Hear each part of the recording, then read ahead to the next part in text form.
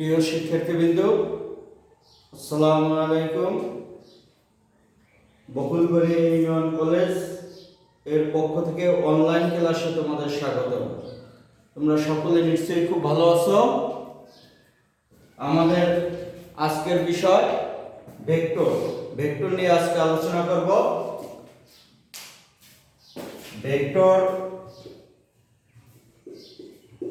রাশি দুই প্রকার, একটা হচ্ছে স্কেলার রাশি আর একটা হচ্ছে ভেক্টর রাশি।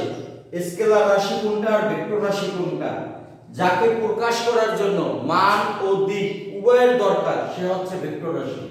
মানও থাকতে হবে, দিকও থাকতে হবে। আর যাকে প্রকাশ করার জন্য শুধু মানের প্রয়োজন হবে, দিকের প্রয়োজন হবে না, তাকে আমরা স্কেলার রাশি বা অদিক রাশি বলি। স্কেলার রাশি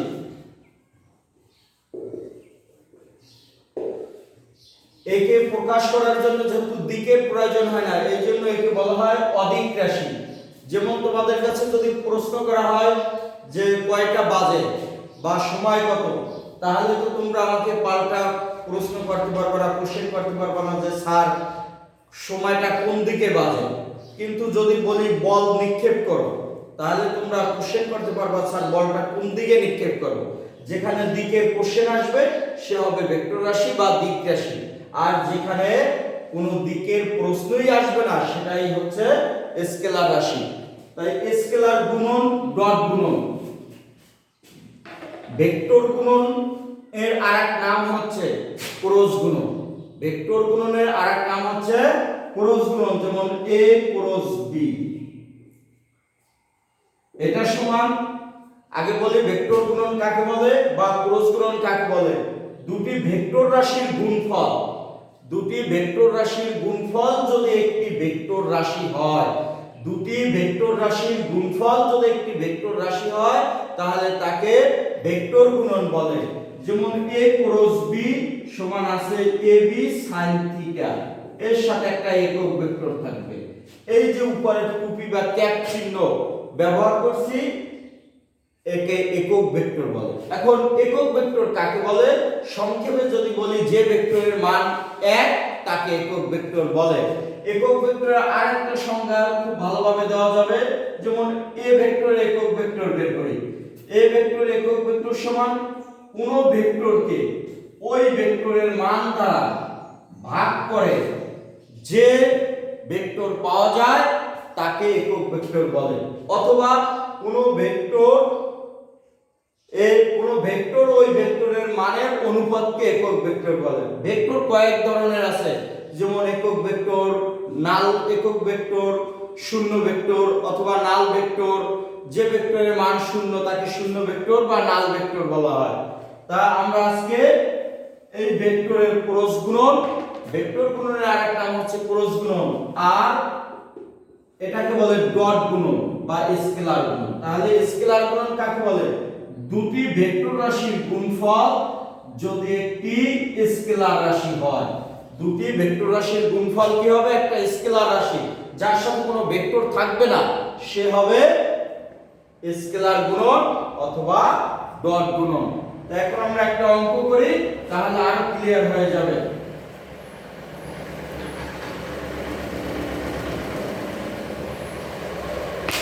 অঙ্ক করার শুরুতে বলি, অঙ্কের ভিতরে যদি এগুলো সাইড নোট মনে রাখতে হবে যে অঙ্কের ভিতরে লম্ব, সমকোণ, মধ্যবর্তী কোণ নির্ণয় করো, দুটি ভেক্টর পরস্পর লম্ব ইত্যাদি কথা থাকে, তাহলে সরাসরি আমরা ডট গুণন করে দেব, মানে স্কেলার গুণন করব। অঙ্কের ভিতরে যদি থাকে সমান্তরাল লেখা, তাহলে আমরা কি করব? ক্রস গুণন বা ভেক্টর গুণন করে দেব। তো এখানে একটা অঙ্ক উঠাই আগে। তো অঙ্কের বলা আছে a সমান একটা ভেক্টর দেওয়া আছে, b সমান আরেকটা ভেক্টর দেওয়া আছে। ভেক্টর দুটির মধ্যবর্তী কোণ বের করো। প্রশ্নটা উঠে ফেলো। যদি a সমান 2i 2j 2i plus 2j plus k এবং b সমান দেওয়া আছে, b ভেক্টর সমান দেওয়া আছে 2i plus 10j minus 11k। এই যে i j k এর উপরে ক্যাপ বা টুপি চিহ্ন দেওয়া, এইগুলোকে একক ভেক্টর বলে। i ভেক্টর কাজ করবে x অক্ষ বরাবর, j ভেক্টর y অক্ষ বরাবর, k ভেক্টর z অক্ষ বরাবর। তো এত যদি এত এবং এত হয় তাহলে ভেক্টর দ্বয়ের মধ্যবর্তী কোণ নির্ণয় করো। অঙ্ক শুরু করার আগে আমি বলি মধ্যবর্তী কোণ লেখা আছে, মানে কোণ বের করতে বলছে। কোণকে সাধারণত আমরা থিটা ধরে নেই। তো থিটার মান বের করতে হলে আমার তো এগুলো গুণ করতে হয়। গুণ করতে হলে i এর ডট গুণনের বেলায় এটা শুধু সমজাতীয় ভেক্টর গুণ করলে, মানে i গুণ i সমান 1। সমজাতীয় মানে একই সাথে i এর সাথে i গুণ, j এর সাথে j গুণ 1, k এর সাথে k গুণ, এটা হচ্ছে 1। অন্য সব ক্ষেত্রে মানে i এর সাথে j গুণ 0, অথবা i এর সাথে k গুণ, এটাও 0, j এর সাথে k গুণ, এটাও 0। যেভাবে হোক মানে দুইটা অন্য রাশি সমজাতীয় না, যেহেতু সমজাতীয় না তার মানটা হচ্ছে 0। এটা শুধু ডট গুণন বা স্কেলার গুণনের বেলা এইটা মনে রাখতে হবে। আমরা শুধু i এর সাথে i গুণ করব 1, j এর সাথে j গুণ করব 1, k এর সাথে k গুণ করব 1, বাকি সবগুলো গুণ আমরা শূন্য লিখে দেব। তো মধ্যবর্তী কোণের সূত্র আমরা জানি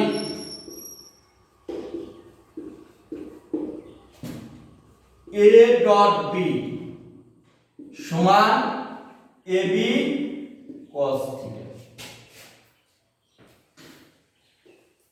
ab cos থিটা বা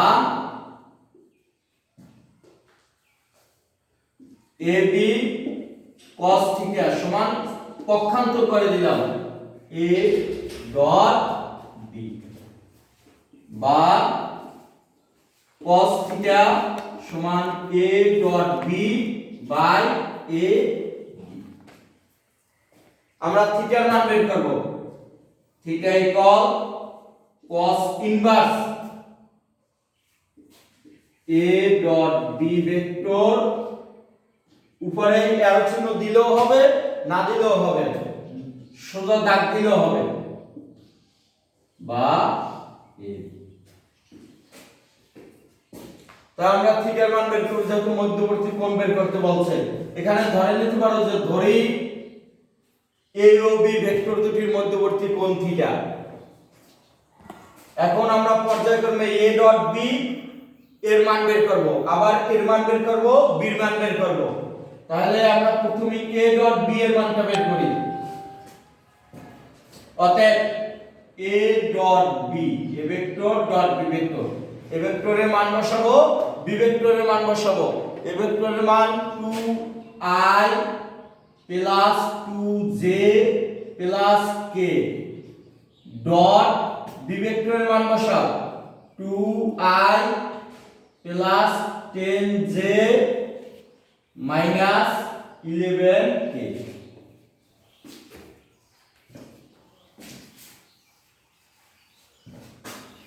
প্রথমে এখানে বলে দিয়েছিলাম যে i এর সাথে i গুণ হবে, j এর সাথে j গুণ হবে, k এর সাথে k গুণ হবে। তো 2 আর 2, এখানে i এর সহগ, i ভেক্টরের সহগ 2, এখানেও i ভেক্টরের সহগ 2, তাই 2 2 গুণ করলে 4। আর কি বলছিলাম, i গুণ i, যেই সমজাতীয় ভেক্টর গুণ হবে i আর i গুণ করলে কত হয়েছিল 1, 1 লেখার প্রয়োজন নাই। এই প্লাস, এখানেও প্লাস প্লাস প্লাস প্লাস, আবার যে ভেক্টরের মান কত 2, সহগ 2, এখানেও যে ভেক্টরের সহগ 10, 2 আর 10 গুণ করলে 20, যে গুণ করলে 1, 20 এর সাথে 1 গুণ করলে 20 হয়, 1 এর সাথে যে কোনো সংখ্যা গুণ করলে ওই সংখ্যাই হয়। এরপরে আছে এখানে k এর সহগ হচ্ছে 1, এখানে k এর সহগ হচ্ছে -11, তো মাইনাস, এখানে মাইনাস আর এখানে প্লাস, প্লাস মাইনাসে মাইনাস, 1 আর 11 গুণ করলে 11, এখানে 4 এর আগে প্লাস, 20 এর আগেও প্লাস, 20 আর 4 24, 24 থেকে 11 বিয়োগ করলে কত আসে?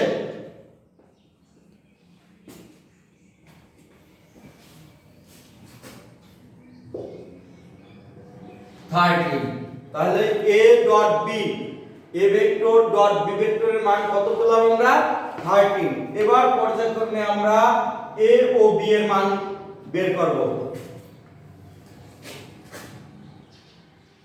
অতএব a মান বের করার মডুলাস দিয়েও বের করা যাবে, এভাবে ভেক্টরের উপরে মডুলাস বা পরম মান সমান a রুট ওভার, এটা সূত্র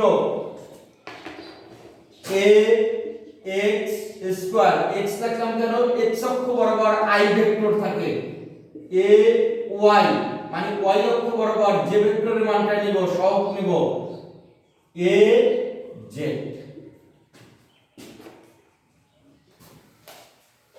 তাই a ভেক্টরের ক্ষেত্রে i এর সাথে সহগ আছে 2, তার উপরে স্কয়ার প্লাস j সহগ 2, k সহগ কিছু নাই, কিছু না থাকলে 1 ধরে নিতে হবে।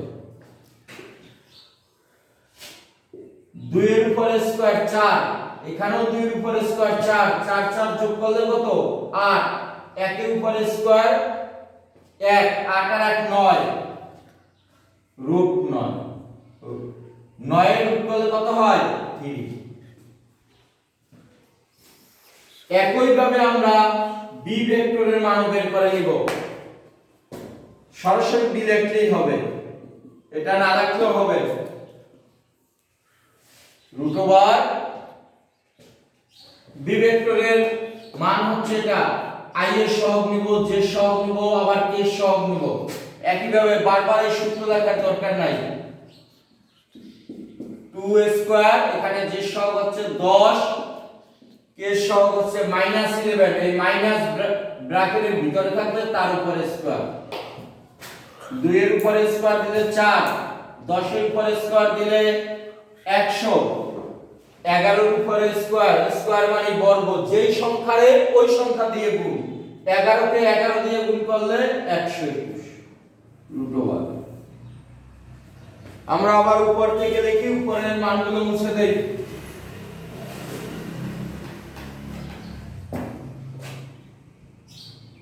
121 আর 4 125, 125 আর 100 225,